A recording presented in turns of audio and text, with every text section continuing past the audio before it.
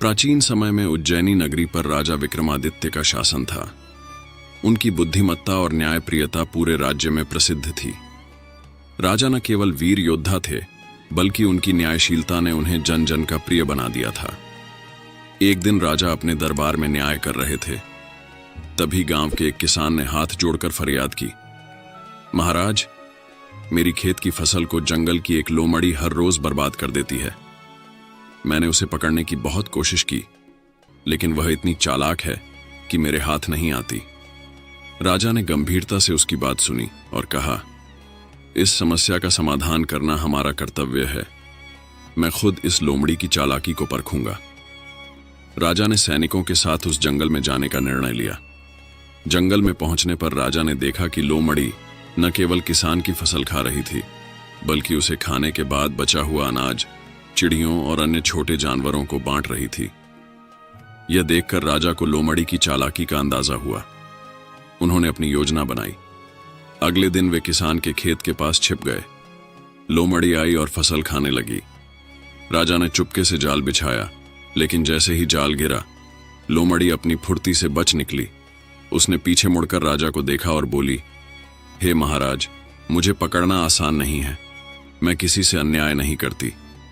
राजा ने लोमड़ी का पीछा किया और उसे समझाते हुए बोले, अगर तुम सच में निर्दोष हो तो क्यों भागती हो? न्याय से डरने की आवश्यकता नहीं है। लोमड़ी ने हंसते हुए उत्तर दिया, महाराज, मैं आपकी न्यायप्रियता के बारे में जानती हूं, लेकिन मुझे इंसानों से डर लगता है। उन्होंने हमेशा मुझ पर झूठे आरोप लगाए हैं।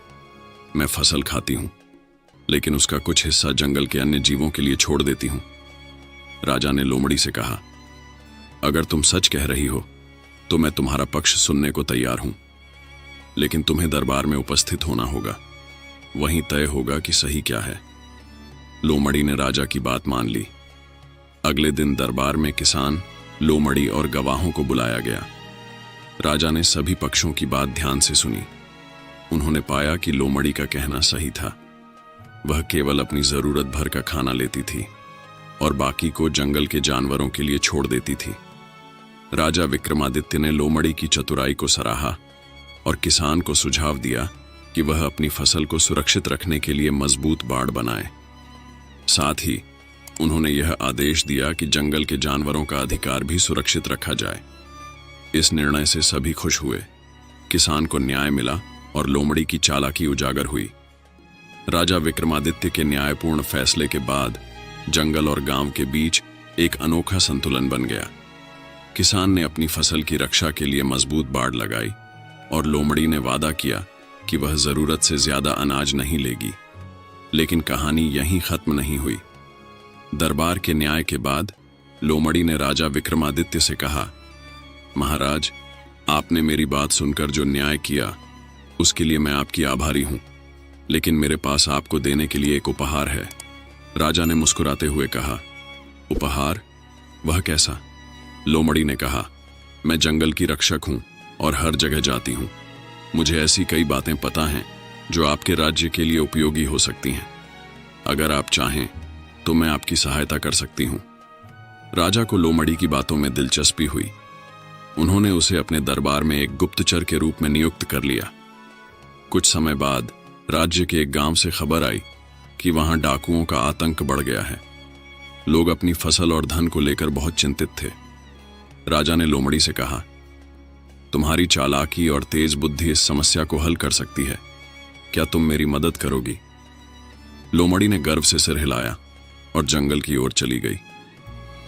उसने डाकुओं के ठिकाने का पता लगाने के लिए अपनी चतुराई का इस्तेमाल किया। वह चुपके से डाकुओं की बातें सुनती और उनके हर कदम की जानकारी इकट्ठा करती। लोमड़ी ने राजा को सूचित किया, डाकू रात में नदी के किनारे से गुजरते हैं और वहीं अपने लूट का माल छिपाते हैं। अगर आप चाहें तो उन्हें वहां पकड़ा जा सकता है। राजा ने तुरंत अपनी सेना के साथ योजना बनाई। उन्होंने रात में नदी के किनारे घात लगाकर डाकुओं को पकड़ लिया। डाकुओं को न्याय दिलाने के बाद राजा ने लोमड़ी की प्रशंसा की और कहा, तुम्हारी चतुराई ने राज्य को एक बड़ी विपदा से बचाया है। इसके बाद लोमड़ी और राजा विक्रमादित्य की दोस्ती और गहरी हो गई। लोमड़ी राजा की आंख और कान बन गई। उसने जंगल और गांव के बीच संतुलन बनाए रखा और किसी भी समस्या की सूचना राजा को समय पर देती रही। एक दिन एक व्यापारी ने दरबार में शिकायत की कि जंगल से एक भालू उसकी गाड़ियों को तोड़ता है और सामान लूटता है।